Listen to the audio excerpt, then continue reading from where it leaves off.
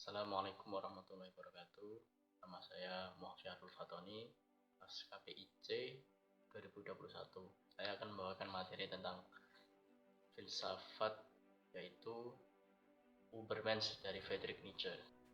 Friedrich Nietzsche adalah seorang filsuf dari Jerman, yang mana sebelum dia menemukan teori Übermensch ini, dulunya dia mengalami masa-masa sulit, yaitu pada masa kecilnya dia pernah sakit-sakitan, dia pernah sakit migrain.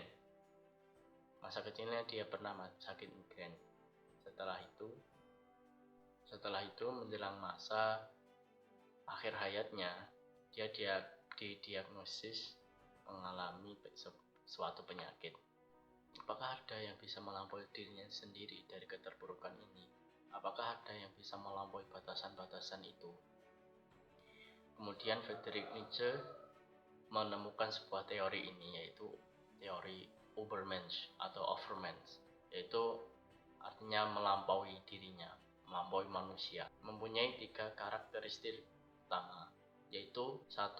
Tidak dogmatis. Dogmatis yaitu hanya mengikuti seseorang tanpa berpikir apakah kejadian selanjutnya itu, seperti mengikuti sebuah golongan dengan ajakan temannya, padahal dia tidak tahu apakah golongan itu baik atau buruk. Yang kedua, tidak mental kawanan. Mental kawanan itu adalah yaitu apabila ada seseorang dengan temannya sama, mengikuti terpaku pada standar sosial. Misalkan temannya mempunyai sepeda motor keluaran terbaru, kemudian temannya iri melihat dia mempunyai sepeda baru, akhirnya dia mengikuti temannya, yaitu membeli sepeda baru, dan itu adalah mental kawanan. Nah, dalam karakteristik ini, seorang Overmensch tidak mental kawanan, tidak mengikuti standar sosial. Yang ketiga, mampu melampaui batasan yang ada. Kita ibaratkan saja dari Ponorogo ke Surabaya. Teman kamu masih di Madiun, tapi kamu sudah mencapai daerah Sidoarjo. Itu sudah berarti melampaui batasan teman-temanmu. Übermensch memiliki 3 ciri-ciri utama, yaitu berani menentukan jalan hidup yang ideal berdasarkan keinginan masing-masing, dan setiap orang punya jalannya masing-masing untuk mencapai tujuan tersebut. Yang kedua, bisa menerima penderitaan. Misalkan dalam ceritanya Friedrich Nietzsche, dia dulunya sakit-sakitan seperti sakit migrain.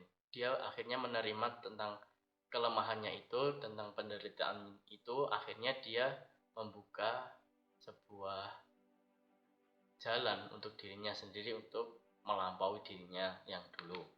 Yang ketiga, merangkul potensi diri, yaitu tentang apa yang bisa saya lakukan untuk bisa melalui masa lalumu untuk mencapai masa depanmu dari sekarang. Tentang responsivitas, yaitu tentang pemahaman dirimu sendiri. Misalkan kamu ingin mencapai sebuah tujuan, katakanlah menjadi pemain sepak bola. Kamu punya jalan hidup yang bisa mencapai menjadi pemain sepak bola. Misalkan kamu berlatih pada sore hari. Kemudian misalkan kamu punya kekurangan, yaitu tidak atau belum berlari dengan sangat cepat, maka kamu harus menerima, saya tidak atau belum berlari dengan kencang. Dan selanjutnya, merangkul potensi diri. Contohnya, saya bisa menjaga gawang, saya bisa menjadi back. Akhirnya dia menjadi pemain sepak bola.